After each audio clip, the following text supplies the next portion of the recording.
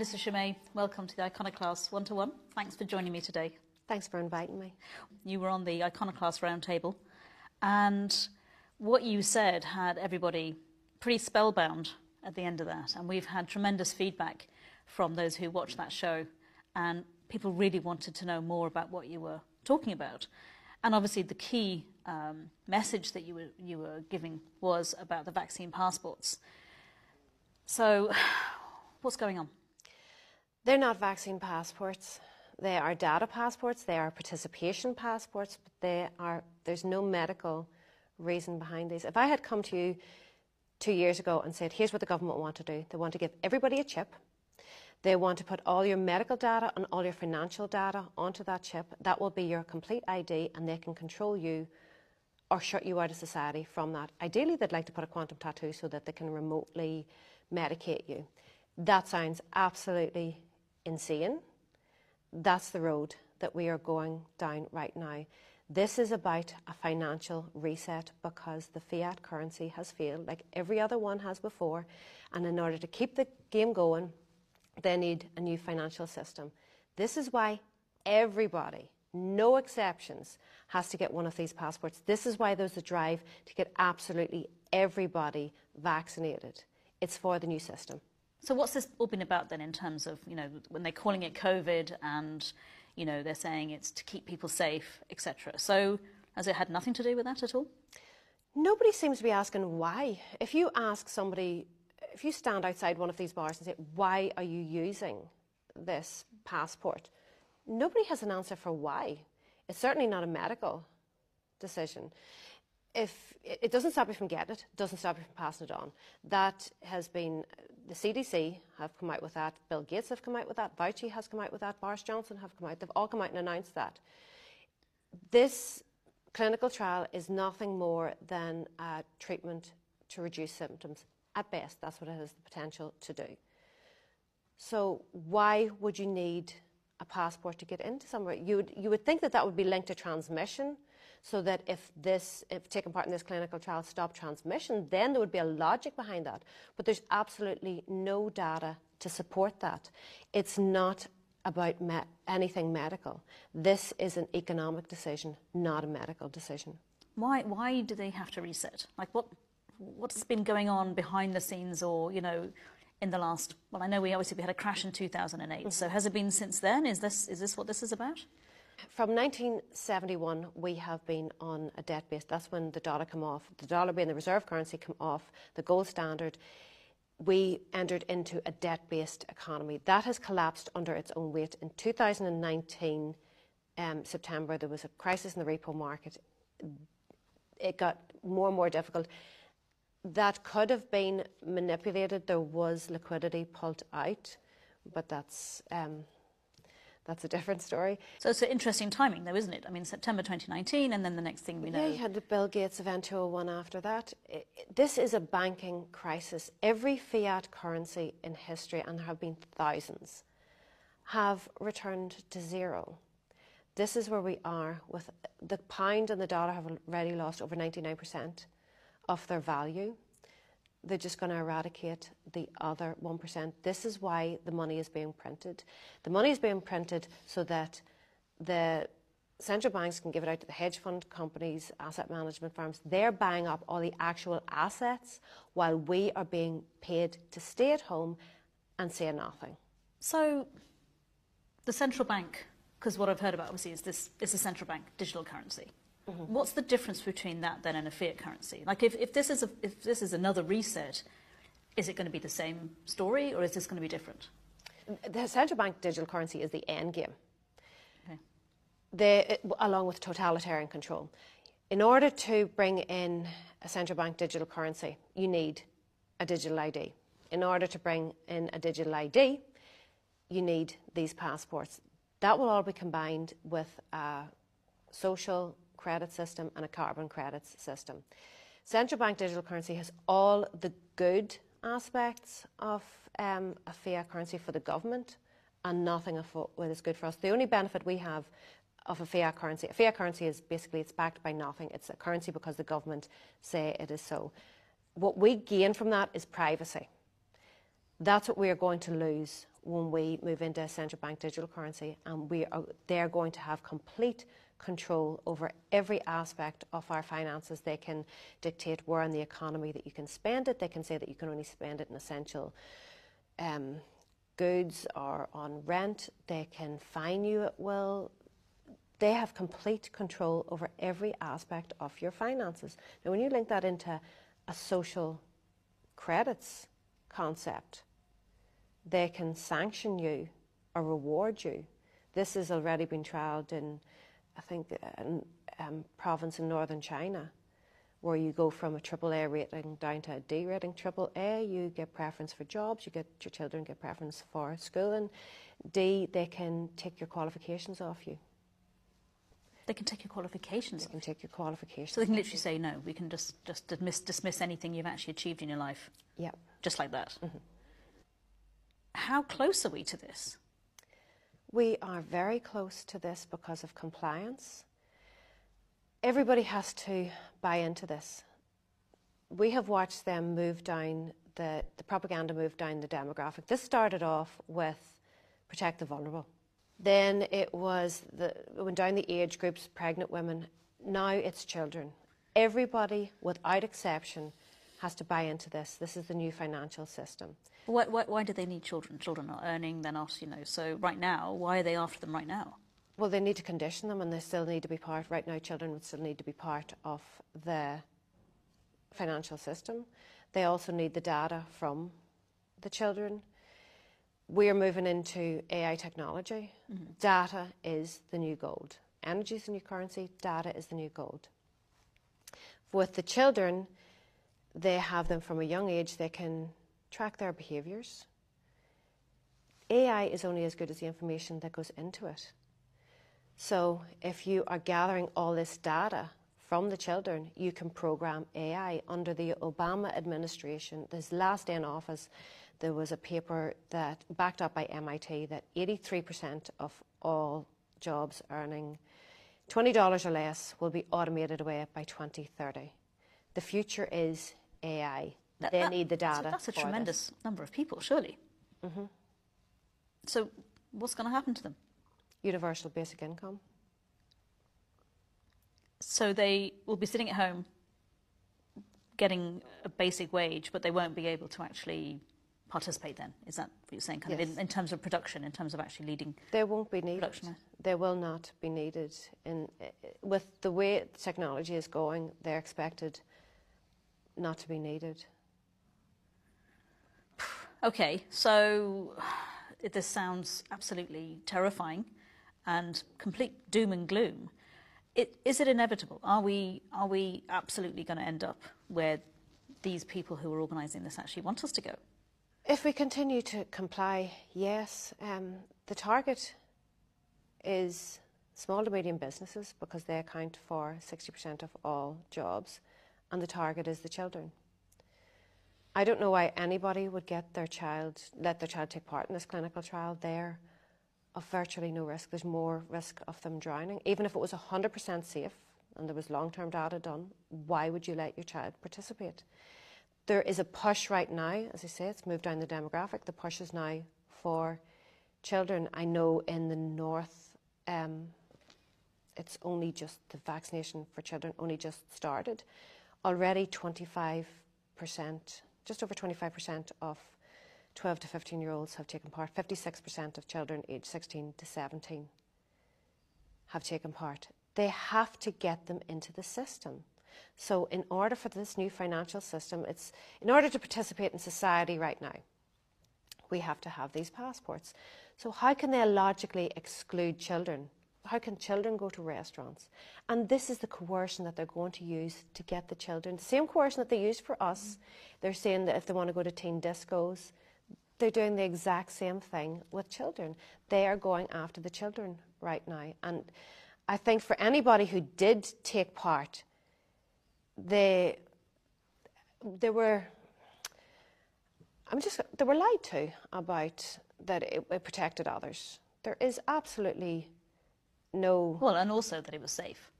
I mean, Yeah, because there was no... Short-term studies they could maybe say that it was safe, but they were told that it would save others. It doesn't. It's a selfish act to take. It doesn't do anything for anybody else.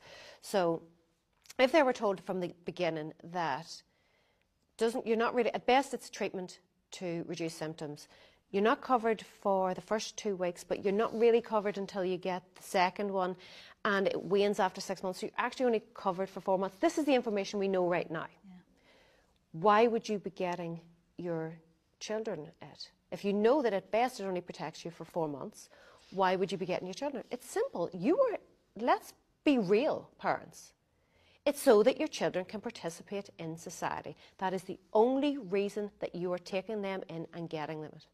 You're taking a risk so that your children could participate in society. We have to have these passports to participate in society. The next move is that we have to have a central bank digital currency wallet in order to participate in the financial society. So what do we do? What does the ordinary person in the street do? What does a small business owner do? We need some solutions here, because obviously that is pretty dystopian. For a small to medium business owner, what they need to do is absolutely do not comply. Their threat is unlawful fines. Their business will be gone anyway.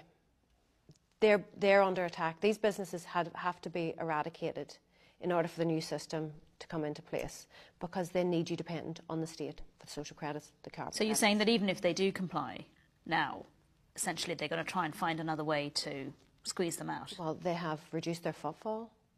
It started with nobody could participate in society. Then it was if you comply, you can participate in society. Then it's going to be if you adopt central bank digital currency, you can participate in society. And then it's going to be social and carbon credits. So for these businesses, they could just decide to, I think it was after World War I, taxes were 90%. They can just go straight into their account and tax them 90%, whatever they want. They have complete control. But they want them gone because they want to eradicate any independence. So they need to not comply. Those businesses, especially restaurants, they're dependent. They have a small profit margin. They're dependent on footfall.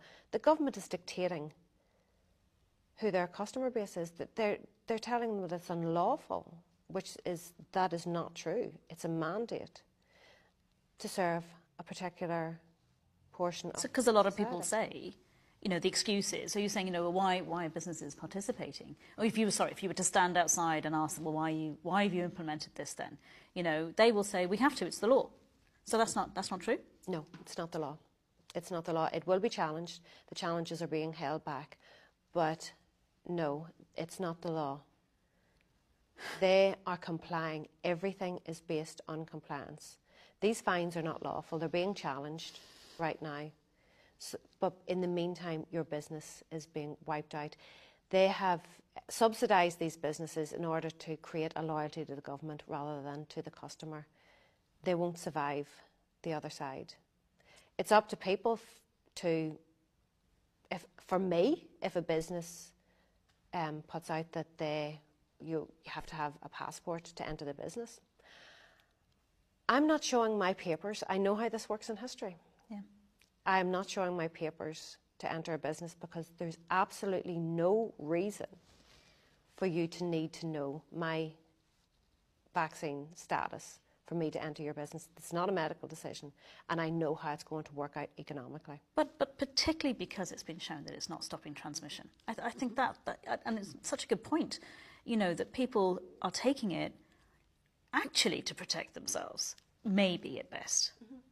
And the reality, really, and even people who are delighted with a recovered certificate, they still have to show their medical information. So they're still part. So they kind of feel, oh well, I haven't had the vaccine, so I'm kind of cleverly avoided that. But they're still in. So the reality is, it's going to move on probably from vaccines, and it's going to be something else.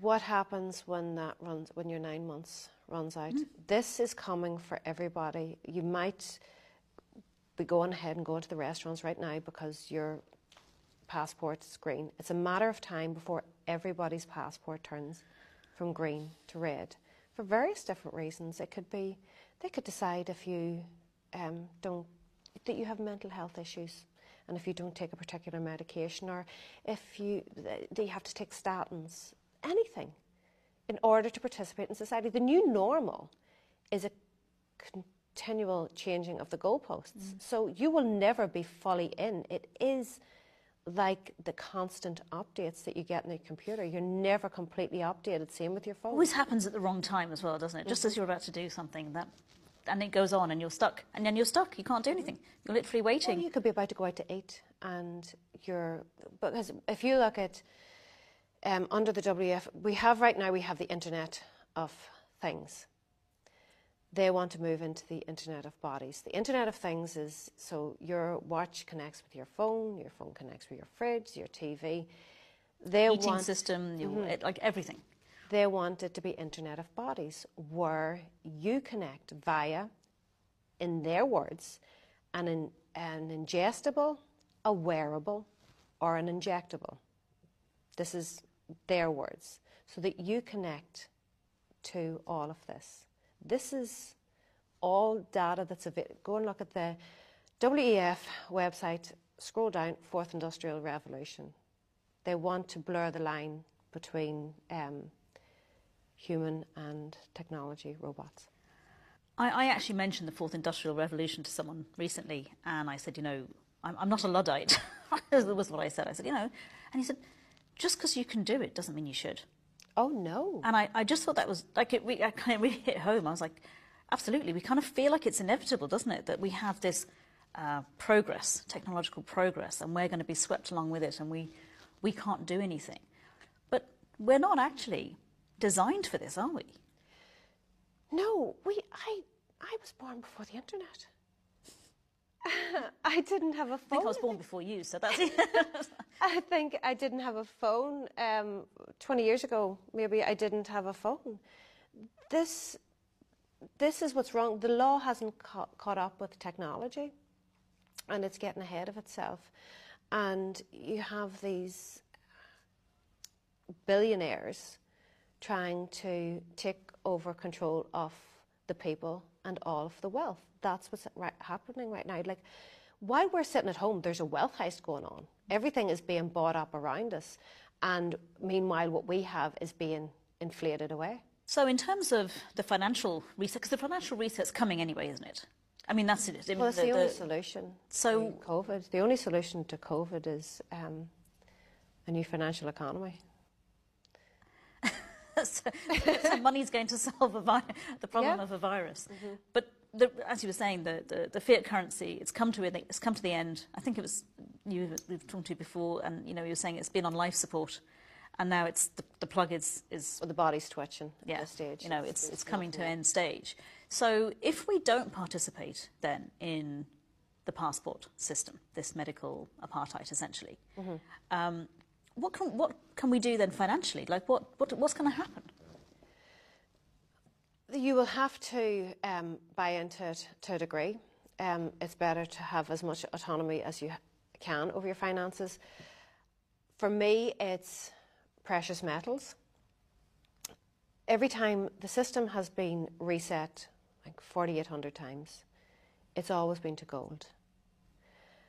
My guess would be that the globalist thinking started around with 1944 with the Bretton Woods Agreement, when all currencies were pegged to the dollar. Mm-hmm. That linked everything together.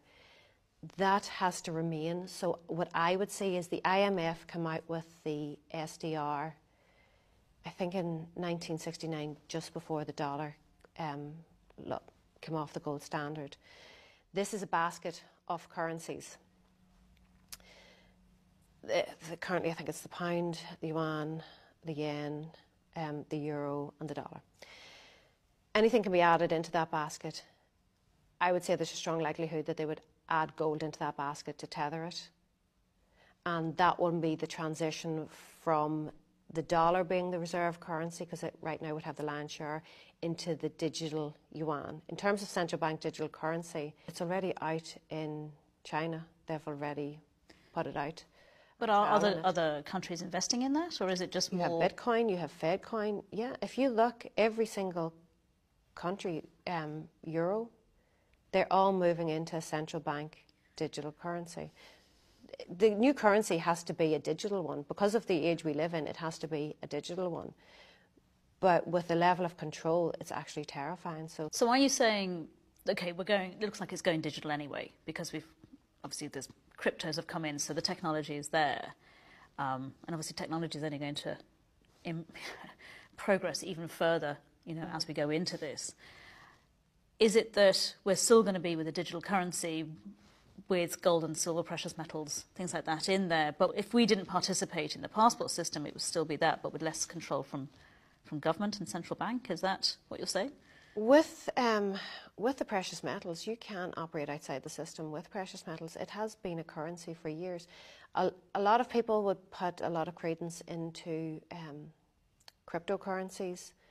For me, I do own them. There's some that have functionality, but Bitcoin, while it has a mechanism to control quantity, it doesn't have a mechanism to control its value. It's very volatile. It's not functioning as a currency right now. And it is almost like a fiat currency in that it's backed by faith.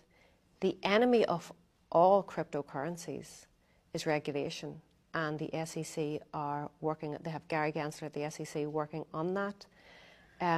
Who, if you watch his MIT lectures, he's very well versed in crypto. Right. So that's almost like, in a way, they're quite happy then for people to go into cryptos, because it could be corralling people into something that now is, although it's not regulated now, if that comes in, it's like the gate's going to close in behind them. Is that? It's a speculative asset. The dot-com bubble all over again. Will there be ones that survive and thrive out of it? Absolutely. Is blockchain the future? Absolutely. They have complete transparency over every aspect of your life. They will, with your digital ID, they can put you onto a blockchain on the internet. They have full view of everything that you do. So, from what it sounds like, don't participate in the passport system if you're a customer or a business. Keep your kids away from participating in the system. Precious metals seem to be, a way of, certainly, it's not necessarily an investment, but maybe it's like a secure. Precious metals are not an investment. They're a way to protect your wealth. In terms of what you can do, first thing you need to think of is, what future do you want for your children? Because you might think you're okay now, but this is the future that you are building. You're building your own prison. You're building a prison for your children. It's a series of dominoes. Take out those dominoes. It starts with vaccine passports. They're not vaccine passports. They're data passports. Data is the new gold and energy is the new currency. So take that out and everything falls apart. And the economy, honestly, the economy is failing anyway. They're trying to put in this new financial system. Either way, you need to prepare. You need to ask yourself, are you prepared? Financially, are you prepared? That was the only thing that was addressed through the whole collapse. They only addressed the financial aspect. You were given money to stay at home. Are you prepared spiritually, emotionally, physically, mentally? Because this is coming. There is no going back to the old world. This is the new world that we're going to be living in if they succeed. I don't feel that they will succeed. Maybe that's optimistic. I like your optimism. Well, when freedoms are reduced, eroded away,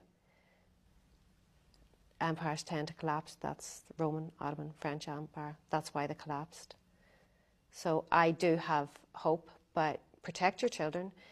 Do not let your children participate in this passport system. Know that if you do, for the sake of going to a restaurant, that you are leading them into a social credits system and slavery. The consumer economy has failed. We're moving into a credits economy where now the rich can buy credits, but that's the world that you're going to be putting your children into, a credit system where they will have to work off the debt that has been accrued. So it's like they've waged war against us. We are at war. Australia knows it, New Zealand knows it, Austria knows it. They're all out on the streets. We absolutely are at war. In a war situation, there is collateral damage.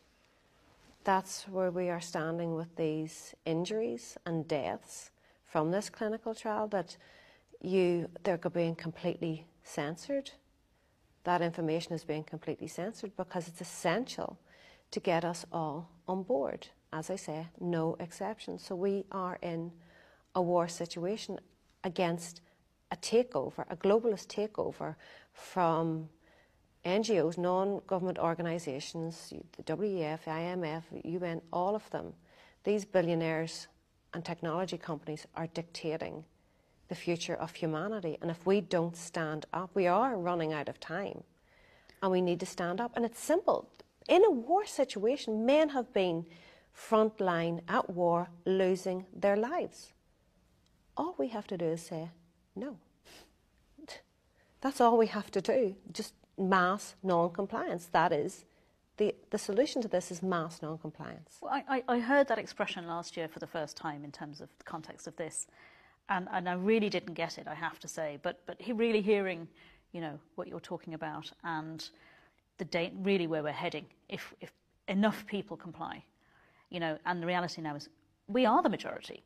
So if enough people stop complying and say no, surely there's enough of us to turn this around. The people have the power, and they know that. They have been controlling us. They know our psychology.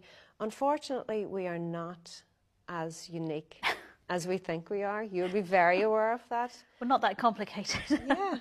So they have this knowledge at their disposal, and they're using it against us.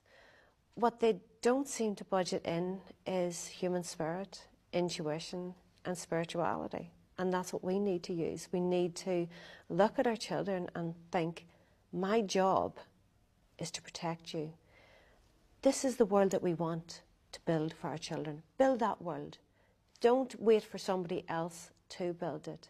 And there's no going back, is there? I mean, it's gone. Normal as we knew it is gone, but the new normal, that seems like it's down to us. No matter what, there's no going back. It's gone.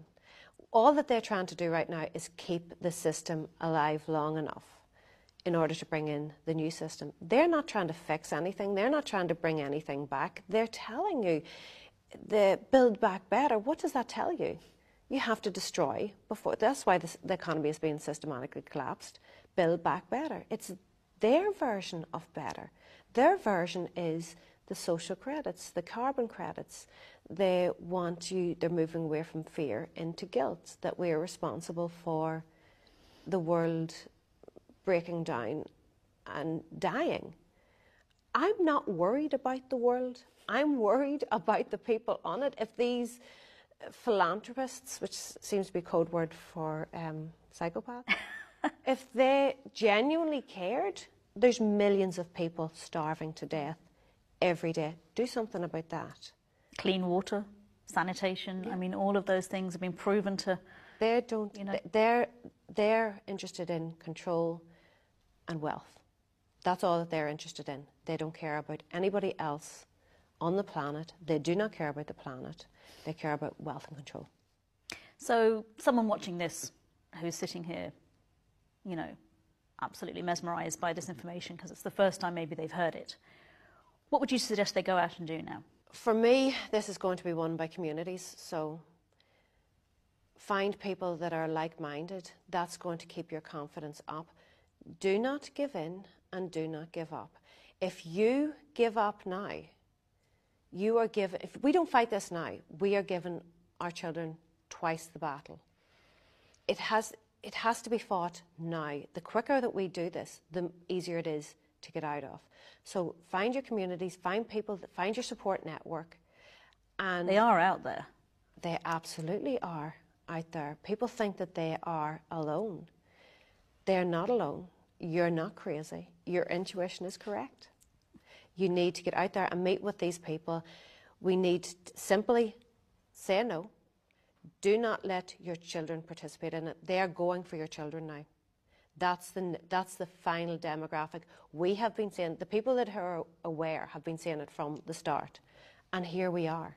We're now down, I think the Taoiseach he's okayed it for 5 to 11-year-olds, or he's on board with 5 to 11-year-olds. I think he said something like, well, they're asking for it. They want it. So we should be listening to our 5-year-olds. What? They're going to be coerced into taking it as well. I mean, pest to power is good, but my goodness. If you want to participate in society, you have to get it. That's their narrative. No, the society has been broke down anyway. So withdraw your participation now. Let these businesses lobby government and say, we're going to have to close down. Let everything fall apart now. We have a better chance now of letting things, they're going to fall apart anyway.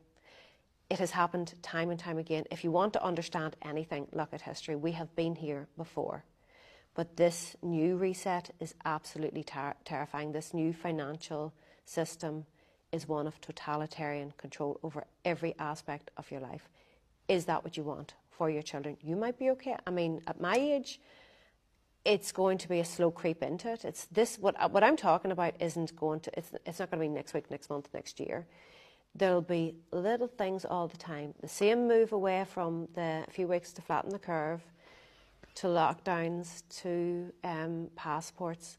It's going to be the same move into the social credit system. It'll be incentives first, and then they'll move into if you don't. Then punishment. And then ultimately the carbon credits, because energy is the best functioning currency. That's why they're moving into carbon credits. So with that, we need to put our energy into the future that we want to create. And if that's the currency, then we actually control it. It always has been the currency. They've printed paper and got us to work for paper under the fiction of paper for so long. We have been in a slave system for so long. Time to get out of it. Time to get out of it. Time to realise that we are spiritual beings having a human experience, and stop letting ourselves be distracted from that. Melissa, thank you so much for joining me today, and I wish you all the best of luck. Thank you.